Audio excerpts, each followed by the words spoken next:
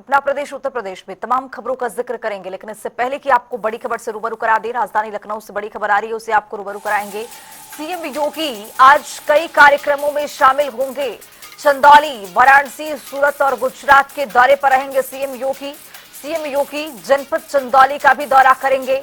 Integrated court complex का शिलान्यास करेंगे। 6 जनपदों में बन रहे इंटीग्रेटेड कोर्ट कॉम्प्लेक्स, जिसमें कोर्ट रूम में 7 अधिवक्ताओं के चेंबर भी बन रहे हैं। सीएम योगी वाराणसी में सर्किट हाउस में समीक्षा बैठक करेंगे।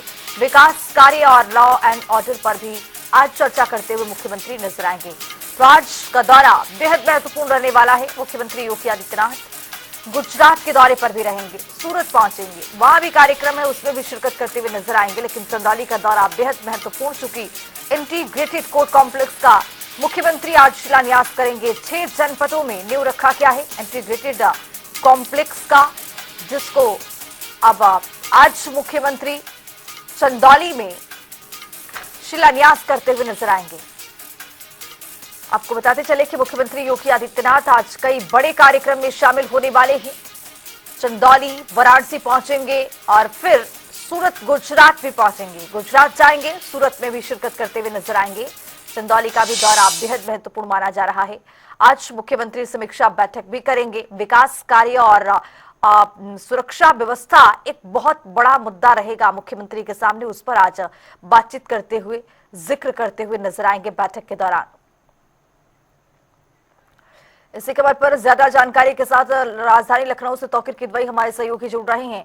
तौकीर, अब जिस तरह से आज मुख्यमंत्री का दौरा है, बेहद महत्वपूर्ण ये दौरा माना जा रहा है। चंदौली पहुंचेंगे, वाराणसी पहुंचेंगे, सूरत, गुजरात भी जाएंगे, क्या कार्यक्रम है? देखिए, चंदौली में जो कोर्ट कॉम्प्लेक्स बन रहा है, इसके अलावा 6 और ऐसे जिले हैं जहां पर इस तरह के कोर्ट कॉम्प्लेक्स बनाए जा रहे हैं। महोबा है, अमेठी है, शामली है, हाथरस है और औरैया है। ये वो 6 जिले हैं जहां पर कोर्ट कॉम्प्लेक्स बनाया जा रहा है। करीब 1500 करोड़ की लागत से एक कोर्ट कॉम्प्लेक्स तैयार किए जा रहे हैं। इसी के उद्घाटन में सीएम योगी आदित्यनाथ आज चंदौली पहुंचेंगे, वहां पर इसका उद्घाटन करेंगे।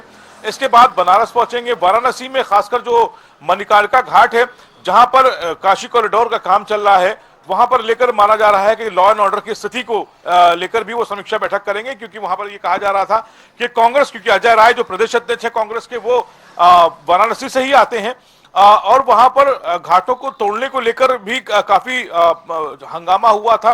कुछ हिंदू संगठनों ने भी विरोध जताया था। इस पूरे मामले को लेकर बनारस पहुंचने के बाद योगी आदित्यनाथ इस समीक्षा बैठक करेंगे, अधिकारियों के साथ बैठक करेंगे। एडीजी जोन वाराणसी और कमिश्नर वाराणसी के साथ ही कई आला अफसर भी इस बैठक में मौजूद होंगे और वहां पर किसी तरह की स्थिति उत्पन्न ना हो, वहां पर कोई भी लोग इस तरह का हंगामा ना कर सकें, इसको लेकर भी वहां पर बैठक में वो शामिल होंगे। फिलहाल माना यह जा रहा है कि वो उस मौके पर भी जा सकते हैं, क्योंकि मणिकर्णिका घाट के तोड़फोड़ को लेकर ही विरोध जताया जा रहा है। वहां पर भी वो जा सकते हैं और वहां की स्थिति का जायजा ले सकते हैं। इसके अलावा शाम को 5 बजे वो गुजरात जाएंगे। सूरत में एक कार्यक्रम है, उसमें वो शामिल होंगे और उसके बाद करीब 7 से 8 बजे के बीच वो वापस लखनऊ रवाना होंगे। तौकीर, जिस तरह से आपने जिक्र किया है कि वाराणसी में मणिकर्णिका घाट भी जाएंगे, चूंकि जिस तरह से देखा गया कि कई बड़े सवाल सामने आए, बहुत यहां पर बवाल भी देखा गया है, लेकिन कुल मिलाकर जब वाराणसी मुख्यमंत्री पहुंचेंगे, क्या वहां पर कोई समीक्षा बैठक होगा या फिर सिर्फ निरीक्षण के लिए मुख्यमंत्री वहां पर पहुंचने वाले हैं? इसको लेकर कोई अपडेट? देखिए, वहां पर जो काम चल रहा है विकास कार्यों को लेकर भी वो समीक्षा करेंगे, वहां के अधिकारियों के साथ बैठक करेंगे। और इसके अंदर सबसे ज्यादा जो मुख्य बात है वो लॉ एंड ऑर्डर है कि वाराणसी, क्योंकि प्रधानमंत्री नरेंद्र मोदी का संसदीय क्षेत्र है, इसलिए सबसे ज्यादा महत्वपूर्ण हो जाता है कि वहां का लॉ एंड ऑर्डर और वहां के विकास कार्यों की समीक्षा। इस तरह से मुख्यमंत्री लगातार कुछ समय बाद वहां पर पहुंचते रहते हैं, लेकिन इस वक्त जरूरी इसलिए भी है क्योंकि जो वहां पर विकास कार्यों को लेकर जो दावे किए जा रहे हैं कि पुराने मंदिरों को तोड़ा जा रहा है, इसको लेकर एक उहापोह की स्थिति जरूर उत्पन्न हुई है। इसको लेकर शंकराचार्य ने भी कई बयान दिए हैं और कहा है कि जो पुराने मंदिर तोड़े जा रहे हैं उसकी आखिर बातचीत क्यों नहीं हो रही है। ऐसे कई संत महात्मा हैं जिन्होंने इस पर सवाल खड़े किए हैं। इसको लेकर भी असमंजस की स्थिति है कि सरकार वहां पर अभी क्या कदम उठाएगी। फिलहाल वहां पर काम रोक दिया गया था और यह माना जा रहा है कि जब सीएम योगी आदित्यनाथ पहुंचेंगे तो वहां की समीक्षा करेंगे, किस तरह से काम होना है, घाटों का जो विकास होना है वो किस तरह से हो पाएगा, इसको लेकर भी चर्चा होगी। और अधिकारियों के साथ वो इस बात पर भी चर्चा करेंगे कि कोई भी संगठन विकास कार्य हैं वो किस तरह से जल्द से जल्द पूरे किए जा सकेंगे, क्योंकि 2027 का चुनाव भी नजदीक है, साल भर का समय है। ऐसे में सभी कार्यों को पूरा भी करना है। वहां पर इस समीक्षा का एक जो बिंदु है वो ये भी होगा कि जो सड़कें हैं वहां पर उसका भी चौड़ीकरण का काम होना है। वहां पर लोगों को क्या परेशानियां हो रही हैं, खासकर दाल मंडी का मामला समाजवादी पार्टी के राष्ट्रीय अध्यक्ष अखिलेश यादव ने बढ़ा रखा है। आए दिन वो दाल मंडी की चर्चा करते हैं। दाल मंडी में लगातार तोड़फोड़ हो रही है, वहां पर सड़कें चौड़ी की जा रही हैं। ऐसे में कई पुरानी बिल्डिंगें, घरों को तोड़ा गया है।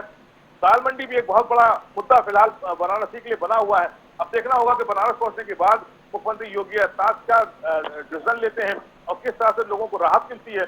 जबकि माना जा रहा है कि इनके वहां पहुंचने से जो सभी मुद्दे हैं वाराणसी के, उन पर चर्चा होगी। तो आखिर जिस तरह से इंटीग्रेटेड कोर्ट को लेकर आज चंदौली मुख्यमंत्री पहुंच रहे हैं, शिलान्यास करेंगे, ये 6 जनपदों में इसको बनाया जाएगा, इसका इस तरह से शिलान्यास किया जाएगा। क्या खास है इसके अंदर, चूंकि और कोर्ट परिसर के अलावा इसमें क्या खास है, क्या महत्वपूर्ण रहने वाला है?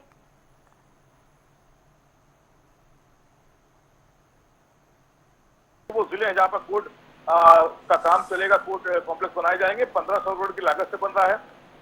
जो अधिकारी है वो फिलहाल वहां पर पहुंच चुके हैं। ये सबसे बड़ी बात यह है कि जो पुराने न्यायालय भवन है उनको इंटीग्रेट किया गया है और उनके आधुनिक सेवाओं के साथ वहां पर लैस किया गया है। कई ऐसी हाईटेक मशीनें लगाई गई हैं, खासकर सिक्योरिटी सिस्टम बढ़ा है। आने जाने वाले लोगों के लिए वहां पर इंटीग्रेटेड सिक्योरिटी सिस्टम लगाया जाएगा ताकि हर आने जाने वाले की एक पहचान हो सके और कोई हथियारबंद वहां पर प्रवेश न कर सके।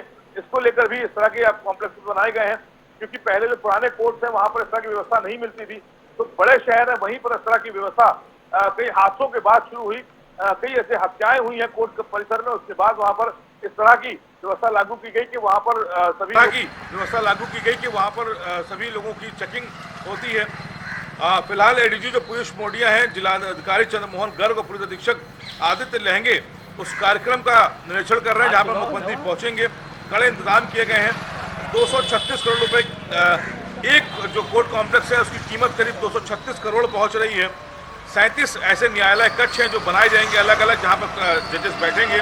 अधिवक्ताओं के चैम्बर बनाए गए हैं। इसके अलावा जो न्यायिक अधिकारी हैं उनके आवास भी अंदर ही बनाए जाएंगे। ये परियोजना करीब 18 माह में पूरी हो रही है। ये माना जा रहा है कि 2027 विधानसभा चुनाव से पहले इसे फीता काटा जाएगा उत्तर प्रदेश सरकार के द्वारा। बड़ी योजना, क्योंकि पहले भी कई जिलों में इस तरह की योजना लाई गई थी, कोर्ट कॉम्प्लेक्सेस बनाए गए थे। फिलहाल ये जो 6 जिले हैं, ये महोबा, चंदौली, ये बुंदेलखंड से सटे हुए जिले हैं, यानी कि जहां पर विकास कार्यों को लेकर हमेशा बाधा बनी रहती थी, अब उन जगहों पर भी कोर्ट कॉम्प्लेक्सेस बनाए जा रहे हैं। और इसके अलावा बड़ी लागत के साथ ये कॉम्प्लेक्सेस बने। करीब 236 करोड़ रुपए का एक कोर्ट कॉम्प्लेक्स पर लागत आई है। सुविधाएं से लैस किया गया है। सुरक्षा की दृष्टि से भी जो सीसीटीवी कैमरे हैं, जो वहाँ पे इंटीग्रेटेड सिक्योरिटी सिस्टम है, वो लागू किया गया है। और उसके अलावा जो वकीलों की सुरक्षा की बात है, क्योंकि वहाँ पर उनकी सुरक्षा को लेकर भी कई कड़े कदम उठाए गए हैं। और सबसे बड़ी बात यह है कि जो 3 शेड में वकील वहाँ पर बैठते थे, उनको अब परमानेंट उनके चैम्बर्स दिए जाएंगे और वहाँ पर न्यायिक अधिकारियों के रहने के लिए आवास भी दिए जाएंगे।